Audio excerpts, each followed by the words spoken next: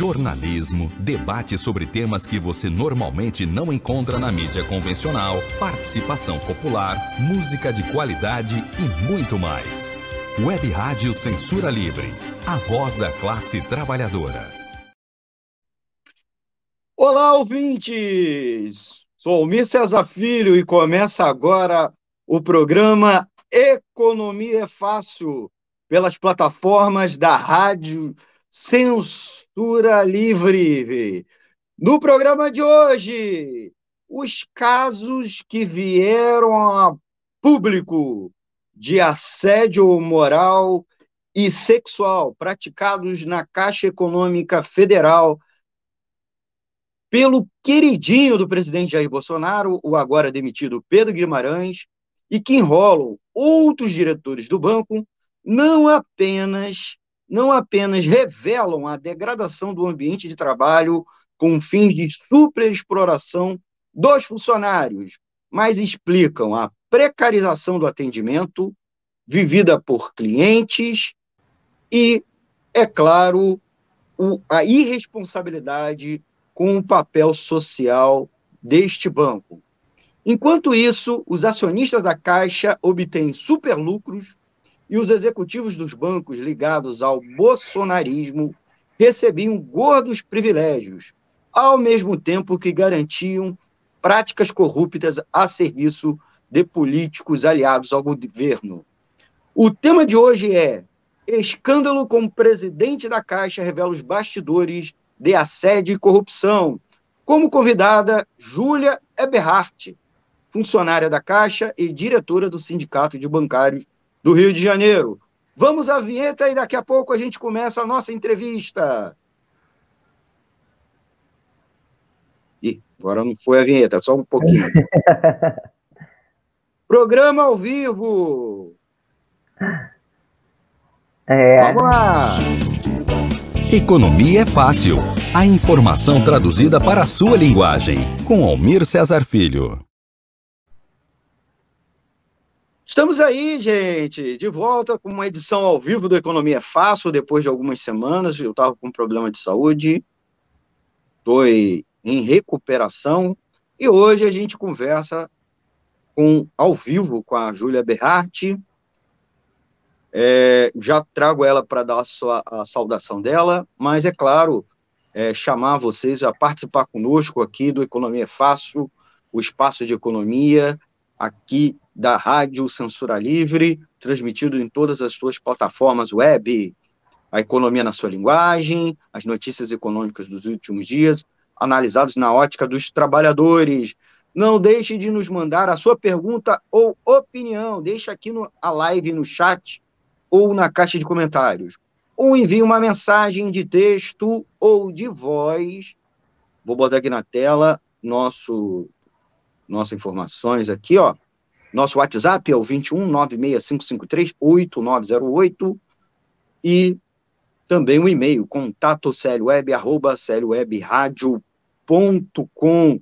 Nós estamos transmitindo a live, como vocês sabem, para o YouTube, para o Facebook e também para o Twitter. Siga a gente lá nas plataformas, nas redes sociais, no Twitter, @WR, de Web Rádio Censura Livre. Procura a gente lá, mais essa opção para vocês nos acompanharem. Se tiver algum problema também, gente, vocês na transmissão, tá? Transmissão ao vivo, sempre tem algum probleminha, vocês avisam aqui para a gente, tá bom? A gente também está transmitindo pelo site, o www.seriowebradio.com, e pelos aplicativos de rádio online, o Radiosnet.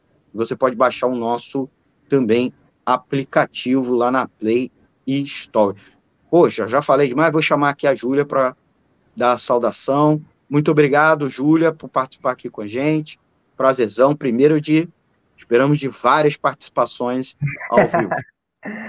Só chamar. Gente, em primeiro lugar, boa noite aí, Almir, boa noite para todo mundo que está ouvindo a gente. Eu que agradeço o convite, né? A gente quer aproveitar todos os espaços aí para reverberar nossa voz e, logicamente, aceitaremos todos os convites que forem feitos. Muito bom, prazer estar aqui com a Júlia, conheço há muito tempo não é nepotismo, né? Aqui na rádio é mesmo, é explícito, a gente chama os amigos, principalmente os amigos que têm alguma coisa a conversar aqui com os nossos ouvintes, trazer informação, de dentro, né? Inclusive analisando e também informações de dentro daqueles que estão vivenciando os fatos econômicos, né? O tema da semana não podia ser por menos.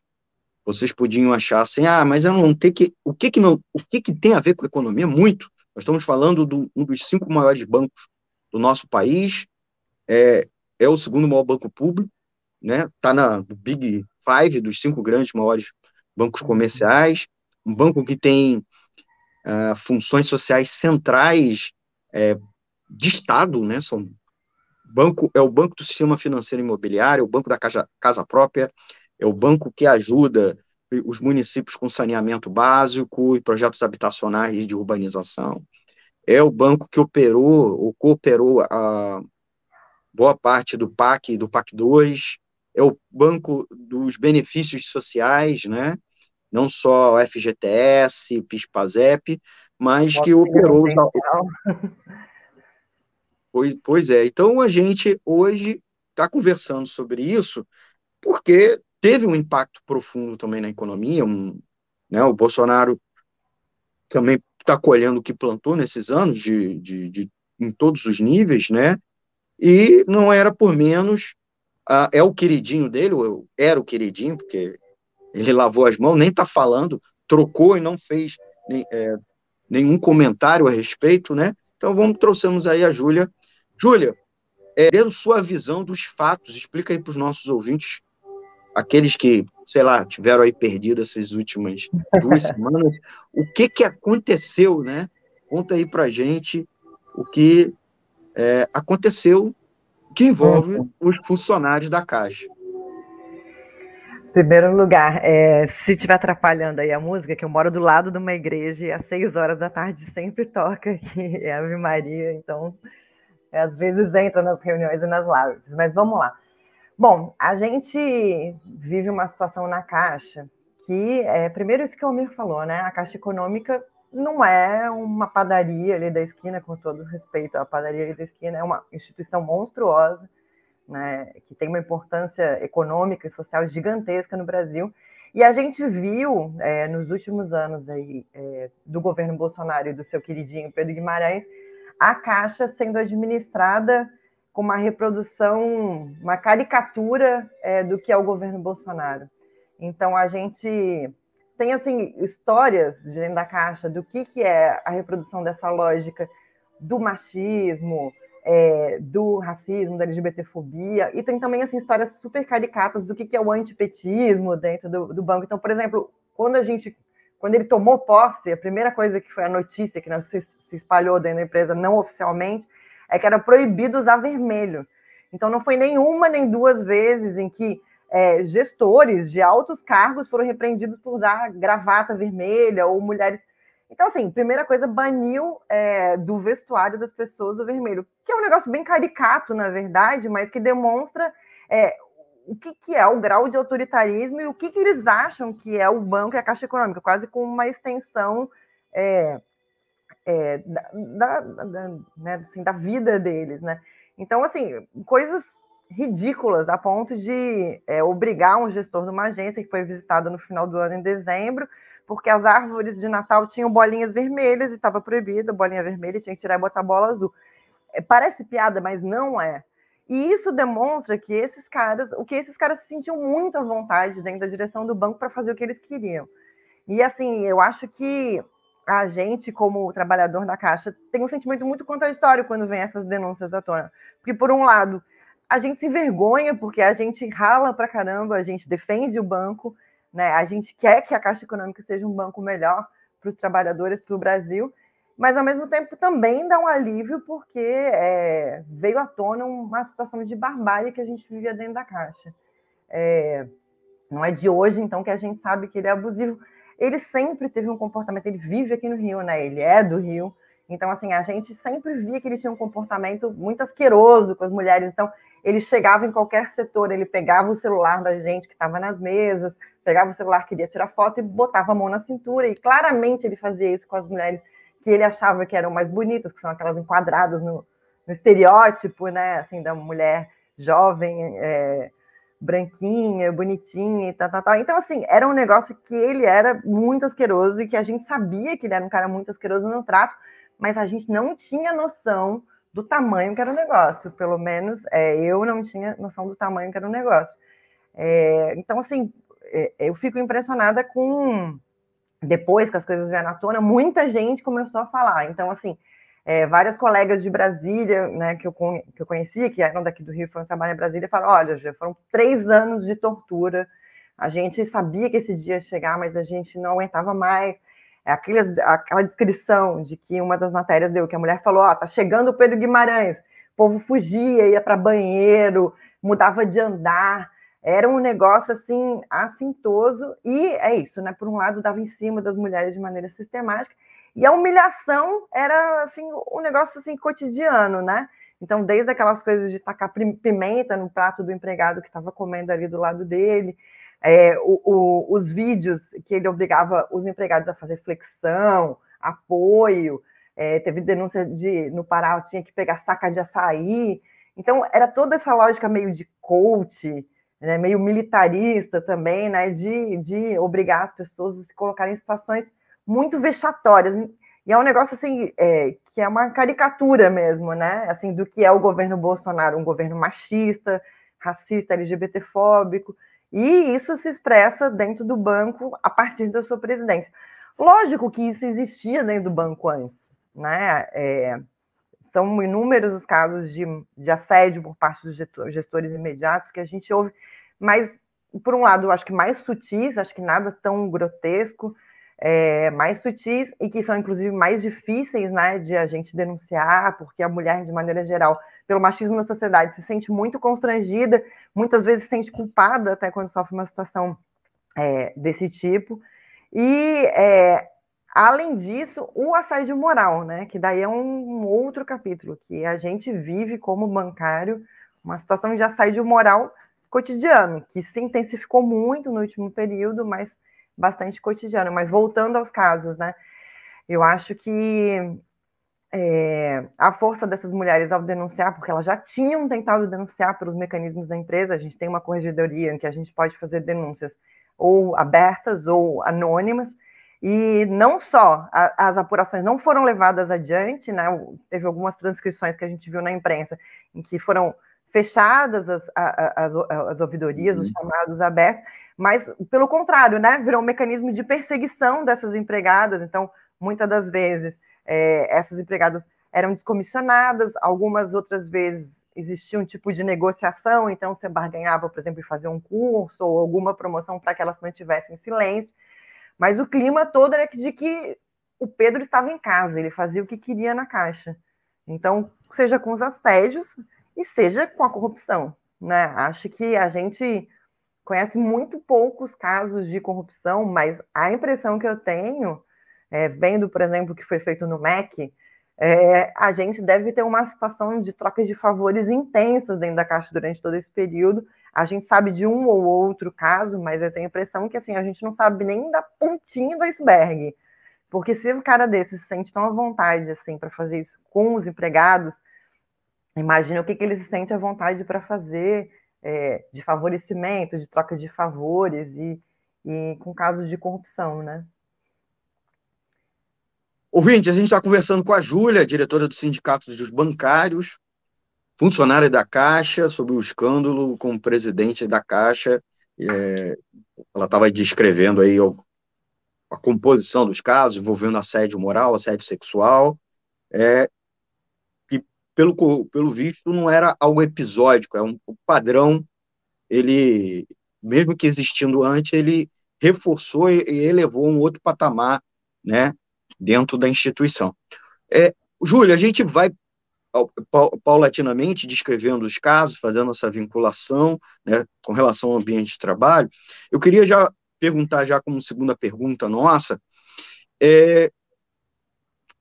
a relação passa a impressão que o assédio moral na Caixa também tem uma vinculação com forçar os trabalhadores a fazer o que eles não querem ou que naturalmente eles não fariam pela carga de trabalho, né? Então, você estava até conversando comigo nos bastidores que há muitos dos seus colegas em licença, em tratamento de saúde, inclusive tratamento de saúde mental, e em boa medida é causada pelo assédio, se não assédio, relação chefe-chefiado, né? Mas para o atendimento das metas. Então, eu queria que você explicasse um pouco isso para a gente e numa tentativa, inclusive, de estabelecer para forçar um padrão de atendimento da Caixa sem a necessária contratação de mais funcionários, né? A Caixa já era um banco importante, já um banco gigante, né? Ganhou inclusive durante a pandemia, atribuições ligadas ao auxílio emergencial e agora ao Auxílio Brasil, e você não teve uma contratação de mais funcionários, muito pelo contrário, né? O banco, mesmo não no ritmo das outras instituições bancárias, que demitiram em massa funcionários, inclusive durante a pandemia, né? Ganhou essas atribuições, mas não contratou novos funcionários. Então, estabelecer que a queda do atendimento e da qualidade do atendimento não foi pior porque as chefias, principalmente a cúpula do banco, vem forçando a mão sobre os trabalhadores do banco. Júlia. Em primeiro lugar, assim, o péssimo atendimento que a Caixa oferece à classe trabalhadora, os trabalhadores no Brasil, é um projeto, não é um acaso e não é um problema do empregado que está ali na frente, de uma indisposição dele.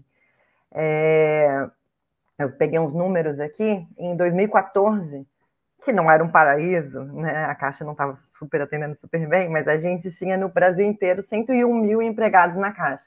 E atualmente, passado 8 anos, a gente tem 87 mil, então são 14 mil empregados a menos atendendo na Caixa Econômica. Isso tem um impacto brutal, né? Brutal porque, por um lado, são menos empregados com uma demanda infinitamente superior, porque a gente pegou aí a pandemia e, assim, por um lado, né, o Pedro Guimarães chamava a gente de heróis de crachá, né, porque a gente estava se arrebentando, ficando doente, sem equipamentos de proteção, trabalhando 12 horas, expostos à situação, seja de saúde, seja também de violência, porque as pessoas estavam putas de estar horas na fila, né? Isso tudo a gente foi exposto a uma situação muito, muito, muito pesada para a gente, e isso tudo com cada dia menos empregados. Então, quem pode sair do banco hoje, sai.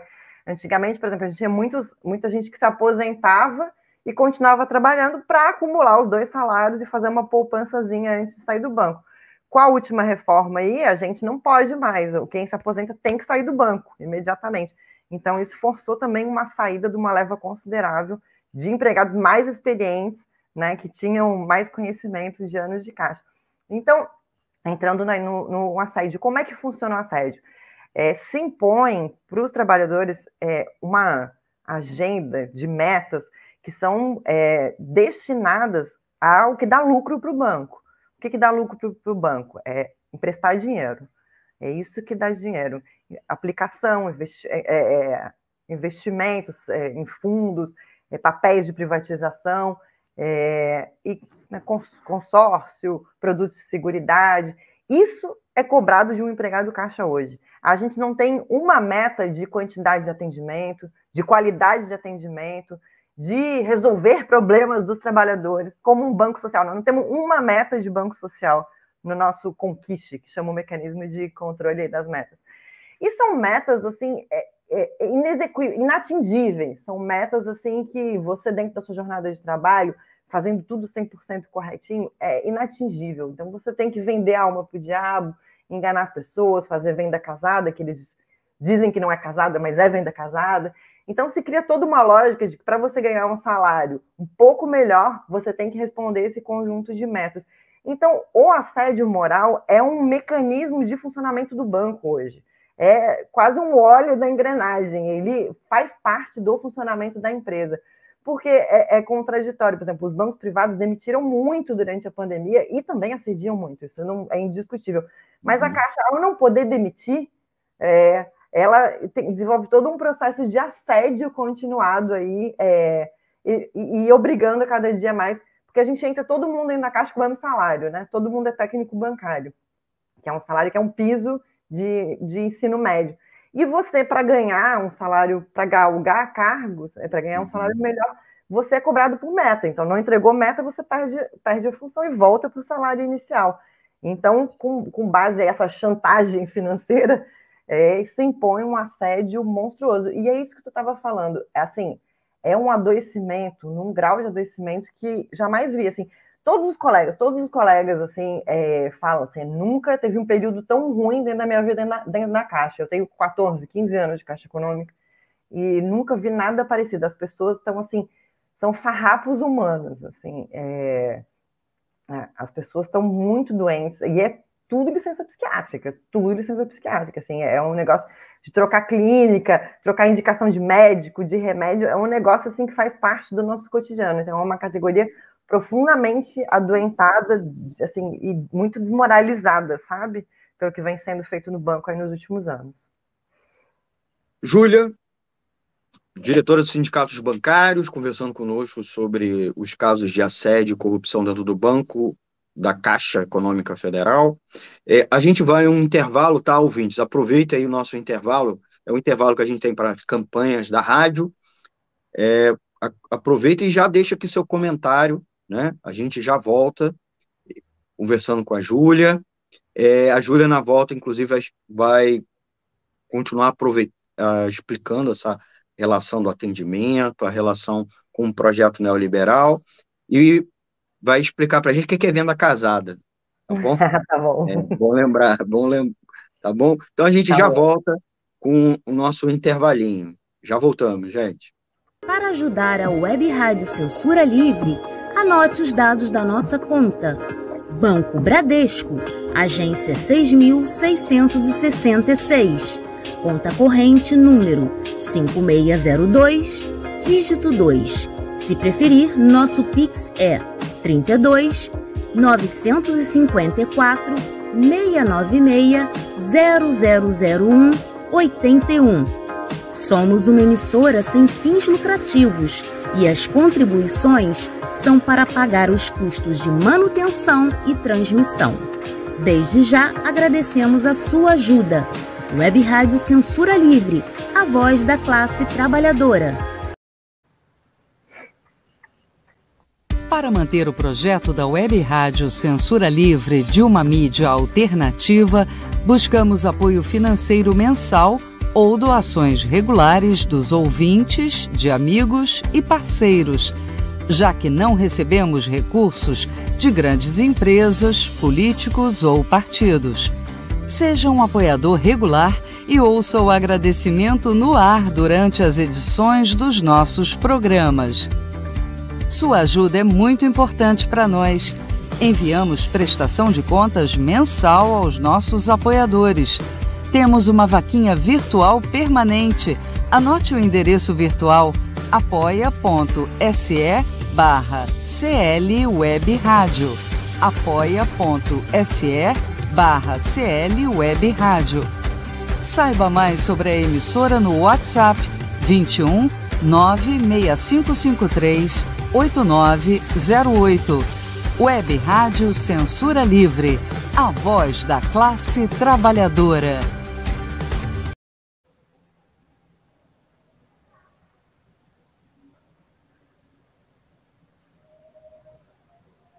Voltamos com o segundo bloco do Economia é Fácil, hoje conversando com a Júlia, diretora dos Sindicatos Bancários do Rio.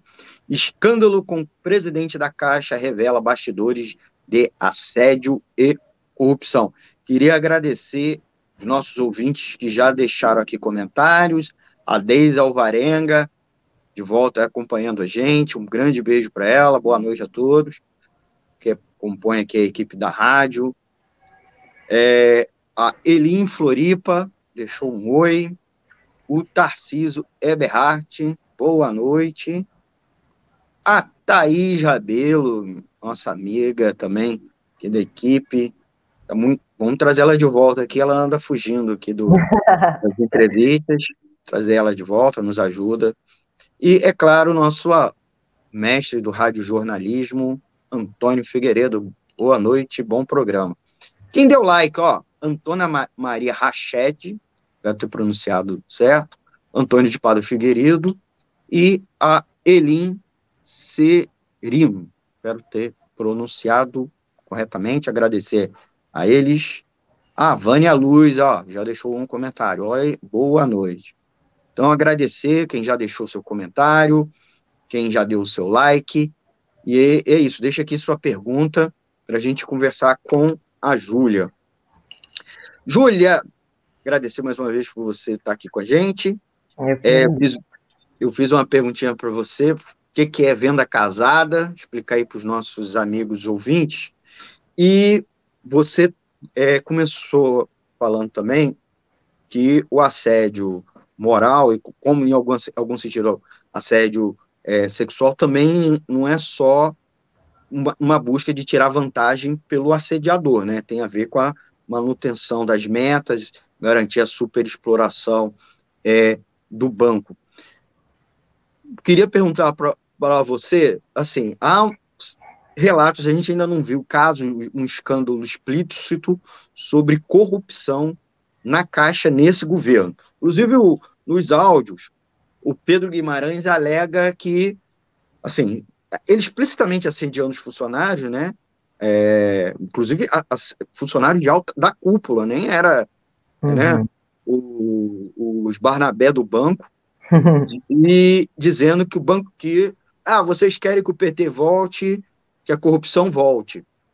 A gente sabe que antes tinha muitos casos, a Caixa nunca foi uma maravilha, teve aí várias encrencas, mas no tempo também presente a gente tem casos de suspeições, né? Empréstimos mirabolantes, empréstimos suspeitos, tem a execução aí de medidas de convênio ligado a políticos de prefeitura, a deputados. Eu queria que você pudesse falar um pouco como o banco é utilizado para isso, né? E como, de certa maneira, o assédio também é para garantir certas ilegalidades, né?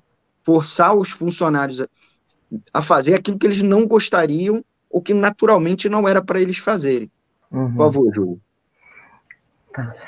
Então, entrando aí no que é a venda casada, né? A venda casada é exatamente isso que é a lógica do jeitinho e da ilegalidade presente no cotidiano dos empregados da Caixa.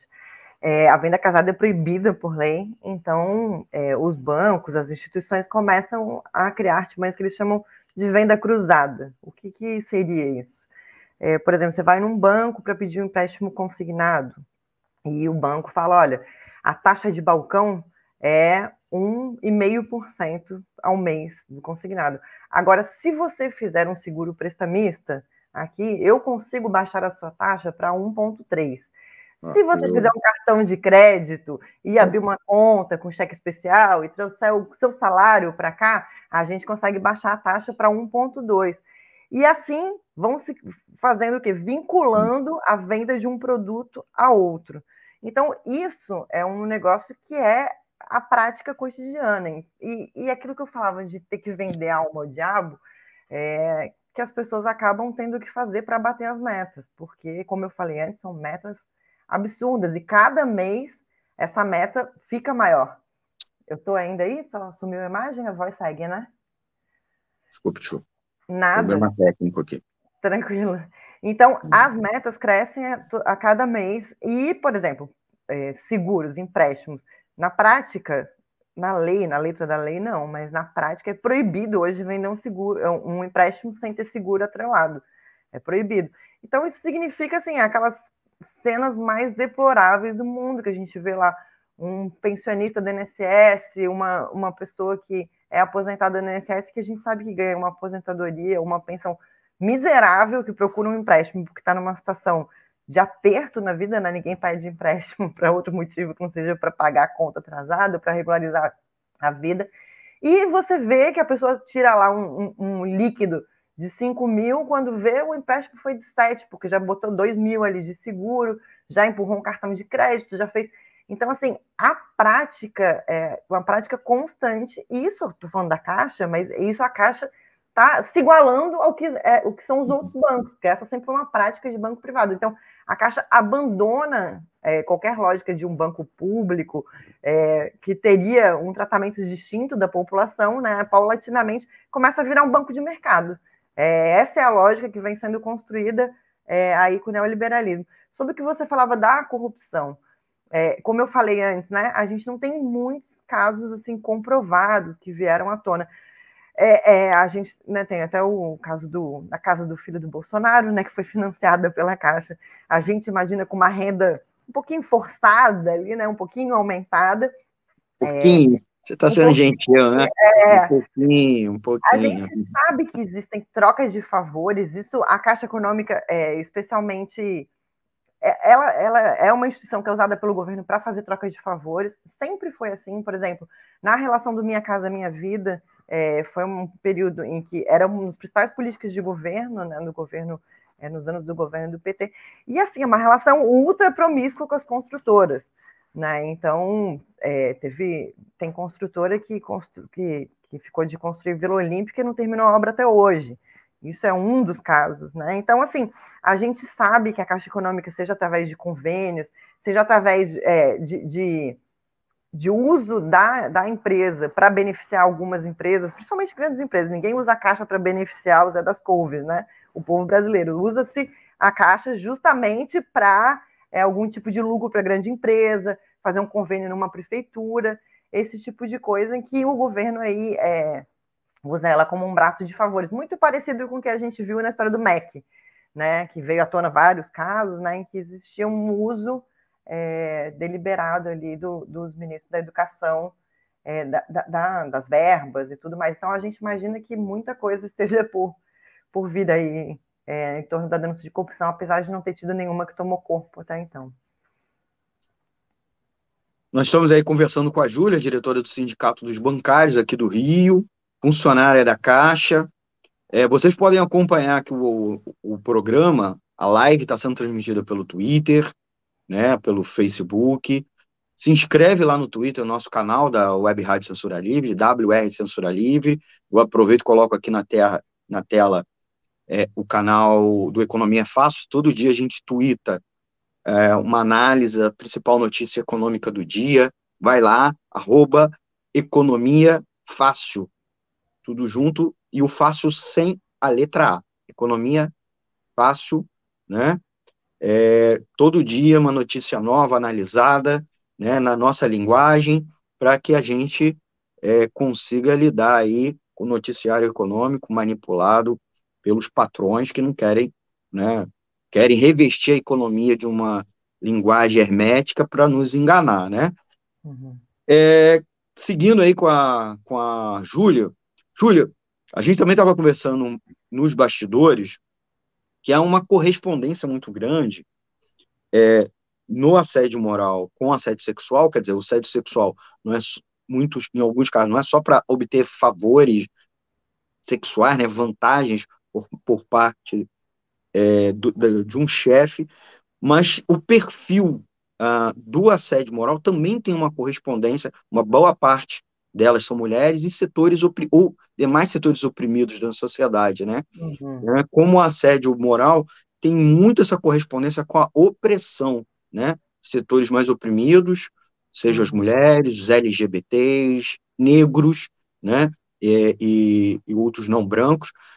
Queria aproveitar esse espaço, você explicar um pouquinho para a gente, né, o porquê que eles acabam sendo vítimas do assédio moral, tá? Ou com essa combinação que atua dentro da empresa, desta empresa, mas de todas, né? Porque se a gente fizer a correspondência, não é, infelizmente, um problema só na Caixa Econômica Federal.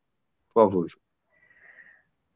Então, como eu estava tocando aqui antes, o tema das opressões, do machismo, da LGBTfobia, do racismo, ele se expressa fortemente no nosso cotidiano, né?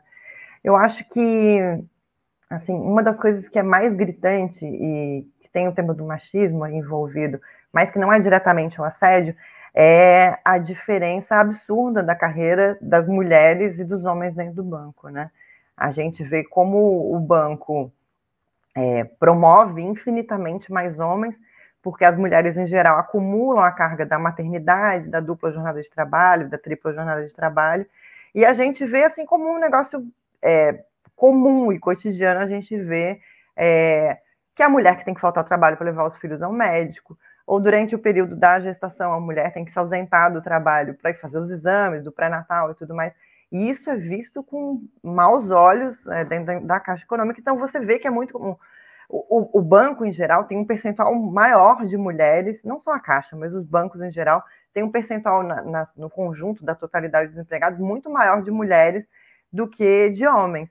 Mas isso não se reflete nunca nos cargos de chefia, porque exatamente por esse machismo cotidiano em que desqualifica as mulheres, porque elas têm demandas fora do banco, porque não podem ficar fazendo horas extras infinitas, não estão disponíveis para fazer aquele social sempre depois ali, dar aquela puxada de saco depois com o chefe.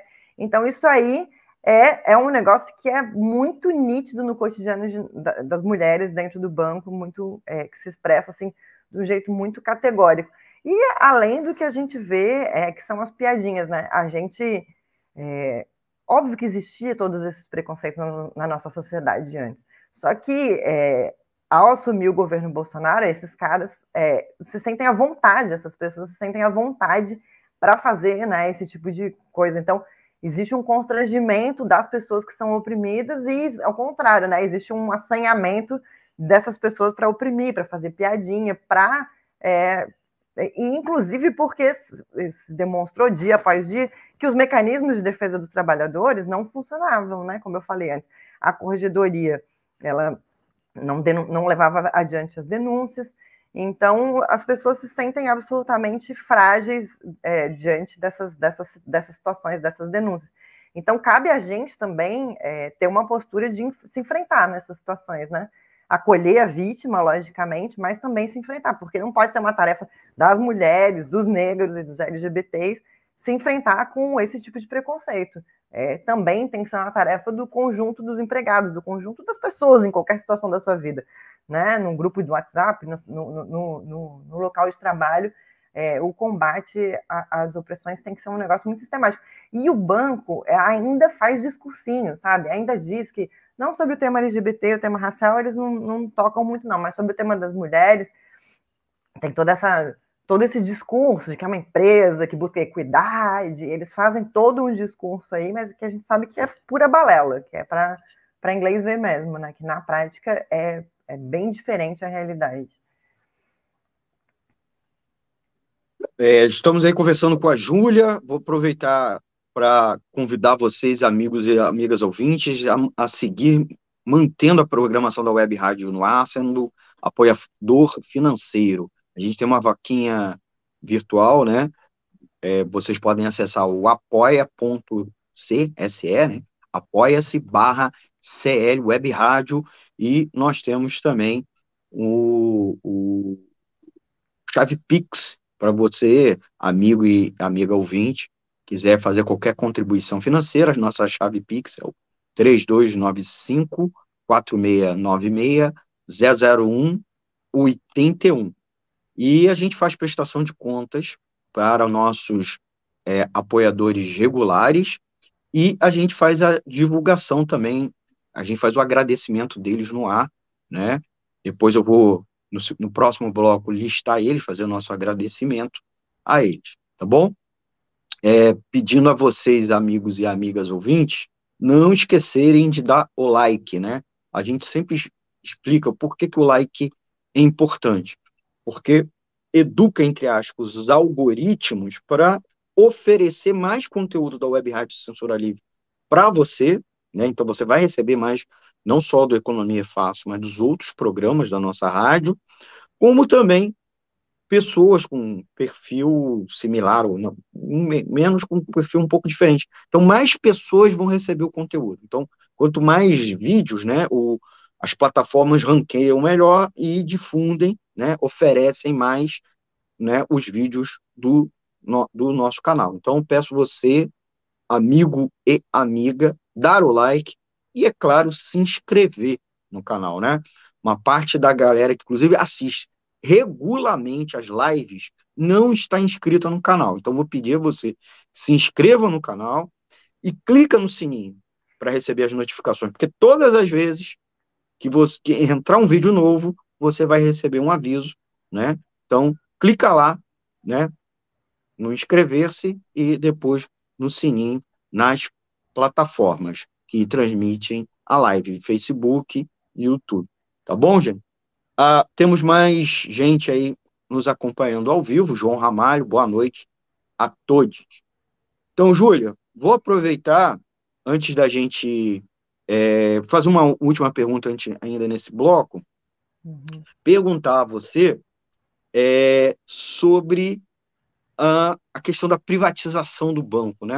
A Caixa Econômica, ela está sofrendo um processo de privatização. Ela é menor ou ela é diferenciada, vou melhor colocando, das outras estatais, é mesmo do caso do Banco do Brasil, mas vem acontecendo. E a impressão é que o Pedro Guimarães, ele também é um instrumento desse processo. Ele entrou no banco, ele foi escolhido no banco, além do alinhamento ideológico e também da postura, a lá tiozão do Zap Zap, né, machista, racista, homofóbico, mas também, e lembrando, inclusive, que ele já foi pego no outro banco, ele era executivo do Santander, foi demitido lá por causa disso, e isso foi encoberto durante muito tempo, tanto pelo governo como a própria imprensa. A imprensa já sabia disso. Durante meses, ficou falando meses, né, bem do Pedro Guimarães, que ele é um técnico, apesar de tudo, apesar de estar do lado do Bolsonaro nas lives, né, toda quinta-feira ele está lá do lado das lives do Bolsonaro, que ele fez o banco ajudar, né, com auxílio emergencial, com os empréstimos para o agronegócio, né, que o banco está se reposicionando com crédito agrícola, mas ele é um cara que, além de assediador, um histórico que não é de agora, né, mas ele aparentemente é um cara que está no banco para implementar um projeto de privatização, né? Você poderia citar, inclusive, os casos que a gente tratou aqui em edições passadas, da Caixa Seguradoras e loterias. Fala aqui um pouco para a gente sobre essa faceta do Pedro Guimarães e da própria sucessora dele, né? Que também, aparentemente, está para isso, né? Tentar passar um verniz, botar para debaixo do tapete o escândalo, né? Sendo uma mulher, porque tentar, né, o Bolsonaro anda mal nesse segmento do eleitorado, né, por razão, mas ela continua sendo capataz desse processo de privatização. Por favor, Júlio. Então, privatizar a Caixa é uma obsessão dos governos há bastante tempo. O que mudam são as formas, né? Muita gente não sabe, mas a Caixa, ela, diferente do Banco do Brasil, ela é 100% pública. Então, o nosso CNPJ lá, diferente do Banco do Brasil, não tem ações e tudo mais, a gente vem resistindo e é com base à luta da população brasileira e dos empregados na Caixa que a situação não está pior, está muito ruim, mas podia estar muito pior. Então, mesmo durante os governos progressistas aí do PT, a gente teve... Progressistas, né? Entre aspas. Bem progressistas. Do PT, a gente teve fatias importantes da Caixa que foram privatizadas, então teve todo um período em que as lotéricas, que eram lugares em que você fazia jogo de loteria, viraram mini agências da Caixa Econômica. Então, hoje uma lotérica presta os serviços bancários e as pessoas não têm condição, que trabalham lá, não têm o salário de um bancário, né, um salário muito inferior, não têm os nossos direitos, e sequer têm segurança para trabalharem, são expostas a uma situação totalmente insegura. Isso aconteceu, foi no governo do PT. A gente teve uma outra privatização bastante importante nesse período, que foi toda a parte do eles fizeram tipo uma parte do banco que era dar crédito imobiliário para as pessoas, isso tudo foi privatizado, isso tudo foram criados correspondentes imobiliários. Então, dessas construtoras, esses empreendimentos todos, as pessoas não vão numa agência da Caixa e apresentam os documentos e pegam o financiamento. Elas têm um intermediário, que é um correspondente, que, logicamente, ganha uma comissão da Caixa Econômica por essa operação. Então, como eu te falei, é privatização atrás de privatização. Agora, a privatização do Bolsonaro e do Pedro Guimarães é diferente. Ele vem fazendo um fatiamento da Caixa, ele vem pegando os setores, né, e pensando, assim, os setores mais lucrativos. Então, é isso que tu citou. Foi primeiro a venda da Caixa Seguridade e a venda da Caixa Cartões. E contraditoriamente, né, a gente fala, putz, o Brasil está no buraco, uma crise econômica sem precedentes, população passando fome, mas os bancos estão lá lucrando. E a Caixa Econômica lucrou, assim, nos últimos anos, não teve tempo ruim, não teve pandemia. Mesmo no auge da pandemia, onde tinha aquela crise de fila de horas nas portas das agências, o lucro da Caixa Econômica foi gigantesco. E foi gigantesco porque, por um lado, foi cobrado metas, e então, em plena pandemia, a gente tinha que fazer isso, né? Vender produto, conceder empréstimo, fazer tudo isso, e, ao mesmo tempo, pegavam setores muito lucrativos da Caixa Econômica e vendiam e colocavam aí no mercado. O que eles querem fazer agora é privatizar o banco digital da Caixa.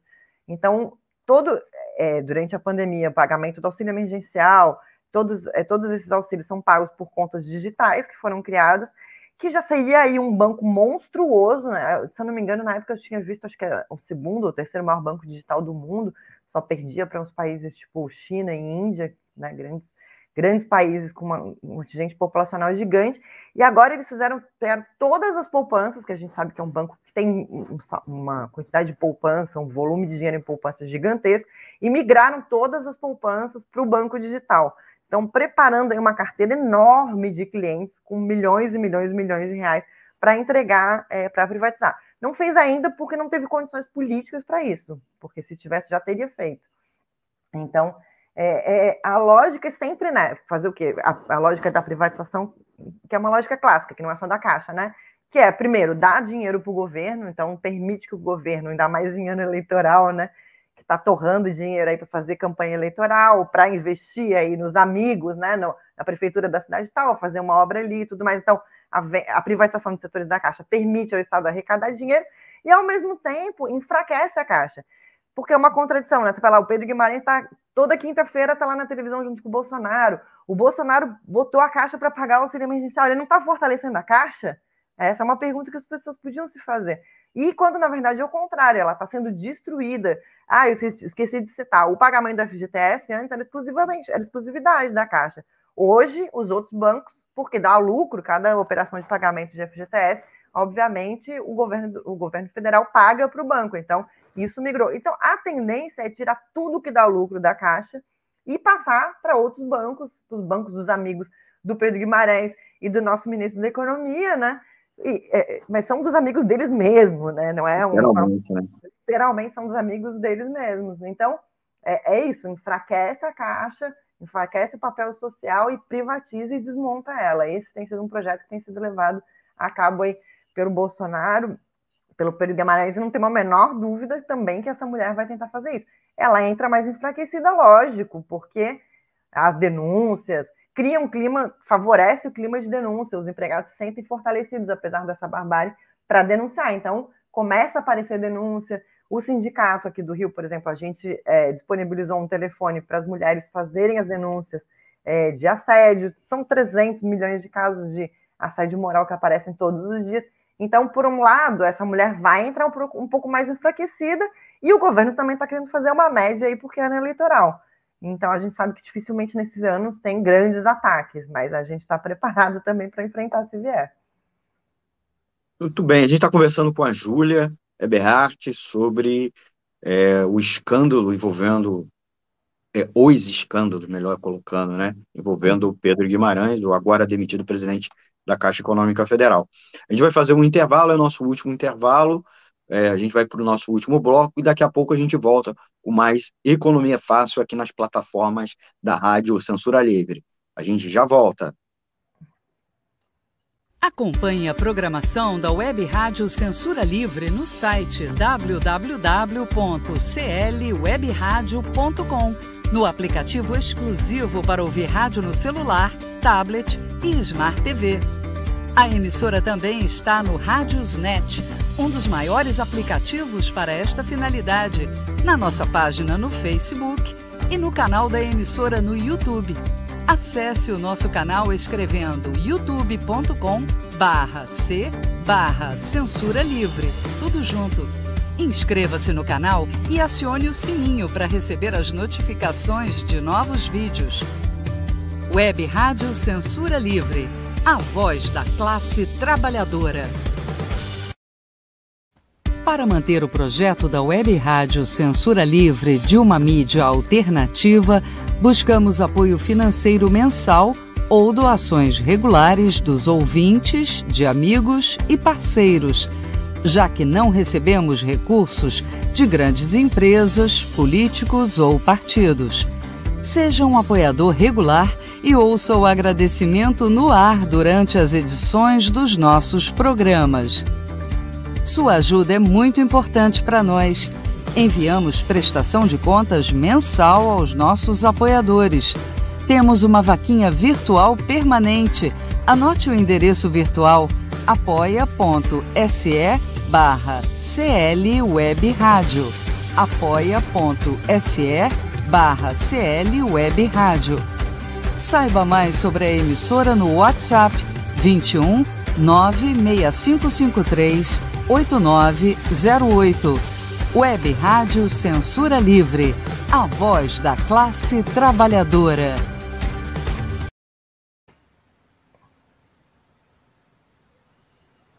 Estamos de volta com o terceiro e último bloco do Economia é Fácil, edição de hoje. Estamos aí conversando sobre os escândalos que envolvem o Pedro Guimarães, agora ex-presidente da Caixa. Justamente a revelação mostrou um bastidor da empresa, do banco, repleto de assédio e de corrupção. A gente está conversando com a Júlia, diretora do sindicato, dos sindicatos bancários aqui do Rio de Janeiro. Ela é também da oposição bancária nacional, do Movimento Nacional de Oposição Bancária, que é filiado à CSP com Lutas. Júlia, a gente já está indo para o último, a gente está no último bloco, já as últimas considerações. Queria que você falasse um pouco das lutas do sindicato. Nós estamos aí em uma época da economia brasileira passando por uma inflação gigantesca, né? A categoria bancária já foi uma categoria de peso, mas na última década houve um profundo ataque, redução do seu contingente, por outro lado, sobrecarga de trabalho, né? E os salários já não vinham acompanhando, mesmo com os bancos registrando lucro mesmo nas crises, né? Lucro gigantesco, juros ao consumidor enormes, né? O maior spread bancário do mundo, a maior taxa básica. O spread bancário, a gente já explicou aqui em outras edições, é a diferença que o banco faz com que ele capta, tanto dos clientes, né, que depositam, quanto ele pega emprestado do Banco Central para emprestar, né, para gerar de crédito para correntistas, tomadores de empréstimo. Então, eu queria que você pudesse falar um pouco aí das lutas da categoria bancária, lutas inclusive salariais, lutas por melhores condições de trabalho, e fazer essa vinculação com a luta na própria Caixa Econômica Federal, que é o banco que você é funcionário. Então, é isso que tu falou aí, a gente tem um encolhimento da categoria. Primeiro teve um encolhimento grande por causa da entrada da informática, né? Aí, então isso foi um encolhimento muito significativo. Não foi acompanhada com redução de filas, né? A gente só trocou de fila. A fila que era no caixa passou a ser no caixa eletrônico, na lotérica, e fila, às vezes, virtual no próprio aplicativo. No caixa Exatamente. Tem fila no aplicativo. Desculpa, Júlia. Não, nada. É porque a lógica é essa, né? Sempre operar no limite. Então, atualmente, para garantir com que a gente faça o que é mais lucrativo, que não é atender público, que não é fazer o social, existe quase uma barreira, que às vezes não é uma barreira invisível, né? Seja um vigilante, seja um atendente, um estagiário lá fora, impedindo as pessoas, inclusive, de entrar no banco, se não forem fazer negócio, né? Se não for para dar lucro para o banco, né? Então, mas entrando aí na situação da categoria, a gente sabe que na situação do Brasil é uma situação assim, sem precedentes, a gente está numa situação, os dados da fome são um negócio alarmante, e a gente sabe que nesse período, como eu falei antes, não teve tempo ruim para os bancos, né? A Caixa Econômica no ano passado lucrou 17,3 bilhões. E da onde sai esse lucro? Esse lucro sai dos juros do empréstimo, dos juros do cheque especial, esse lucro, tarifas, esse lucro é extraído, é o sangue da classe trabalhadora no Brasil que é extraído ali. Então, assim, a exploração da classe trabalhadora pelo sistema financeiro que gera esse lucro. Então, se você vê que o que eles anunciam como uma grande virtude, os bancos nunca tiveram um lucro tão grande, na verdade, eles nunca roubaram tanto da população como hoje roubam. E, por outro lado, isso não é acompanhado de uma melhoria da qualidade de trabalho, não se expressa nos nossos salários. Então, a massa do trabalhador, óbvio que tem bancários que ganham bem, que tem um salário bom, mas isso não é a massa dos bancários, né? Porque existe uma visão de que os bancários ganham muito bem, trabalham muito pouco. Então, como eu falei antes, é uma categoria profundamente adoecida, que obviamente ganha bem no cenário do que é a crise brasileira, né? Do que é a média salarial brasileira, ganha bem, mas é uma categoria que tem esses direitos. Ganha bem, né? Exatamente. Porque, como você fala, a média salarial brasileira que é muito rebaixada. Né? Então... Um bancário ganha, em média, um salário mínimo do Diese. Essa é a realidade da massa dos bancários no país. E fora dos bancos privados, que, assim, o terror das demissões é isso. Tem pandemia, não tem pandemia, assim, a precarização é um negócio... O Rodrigo, que é um companheiro que está no Sindicato dos Bancários também, que já esteve aqui algumas vezes, contando que estava correndo agências bancárias, que tem agência bancária que não tem porta giratória, que não tem caixa, que o bancário vai lá e fecha a agência como se fosse uma loja de roupas, ou como se lá dentro não tivesse dinheiro. Então, não tem assim, nenhuma insegurança, né? Armado, não tem mais vigilante, né? Não tem, cara, é uma precarização assim nos bancos privados assim infinitamente maior do que a gente vive dentro da Caixa. E a gente tem garantido esses direitos aí com campanha salarial atrás de campanha salarial. A gente no último período aí deu uma trégua, mas a gente era conhecido como uma categoria que fazia greve todo ano, né? Era meio religioso. Chegou o período da campanha salarial, tem greve de bancários. A gente está entrando na campanha salarial.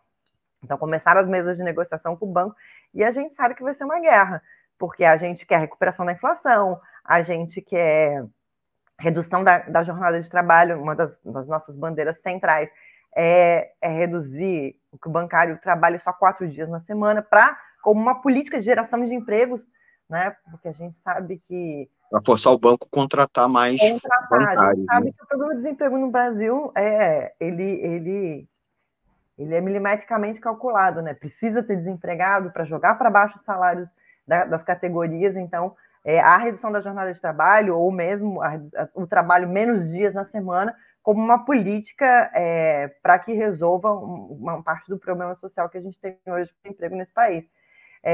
E a gente está disposto a ir para a luta no próximo período. A gente está enfrentando, né, os problemas de assédio, a gente está enfrentando os problemas de assédio moral e sexual, mas também a nossa ideia é fazer uma forte campanha salarial e aproveitar, inclusive, que é ano eleitoral, que o governo está fragilizado, né? Está enfraquecido e ir para a ofensiva. Né? Essa é a nossa intenção. A gente Júlia, é de uma... Desculpa. Não, eu ia falar que a gente não é a maioria do sindicato dos bancários, né? Eu sou de uma minoria, bem minoritáriazinha da diretoria do sindicato dos bancários. O sindicato dos bancários ele é dirigido majoritariamente aqui pelo PT, aqui no Rio de Janeiro. A gente tem tido muitas diferenças na condução da campanha salarial nos últimos anos com eles. Eles têm optado por um caminho que não é das greves, que não é das lutas, e têm apostado muito no caminho da negociação. se negociar com qualquer governo é dificílimo. Agora você imagina o que é negociar com Bolsonaro, com Pedro Guimarães, essa raça que a gente está vendo o que é. E, assim, a gente acha que para conseguir qualquer coisa, ou para tentar perder menos, a gente tem que ir para uma ofensiva, radicalizar, mobilizar. Então, por exemplo, nesse caso dos assédios, das denúncias, a gente quer que as pessoas ponham a boca no trombone, porque a gente sabe que tem muita coisa para vir, seja de assédio, seja de corrupção. Então, a gente quer estimular também que a participação da categoria, dos bancários, da sociedade de conjunto, para denunciar essas coisas, entendeu? Para potencializar. E, assim, a gente não tocou aqui nesse assunto, mas o Pedro Guimarães ainda não foi julgado nem condenado. A gente quer que ele seja julgado e condenado, porque assédio moral e assédio sexual são crimes. E a gente quer que ele seja julgado e condenado. Ele e toda a corja dele que tem nesse banco aqui, que uma parte vai sair com ele, mas uma parte grande vai ficar dentro do banco, né?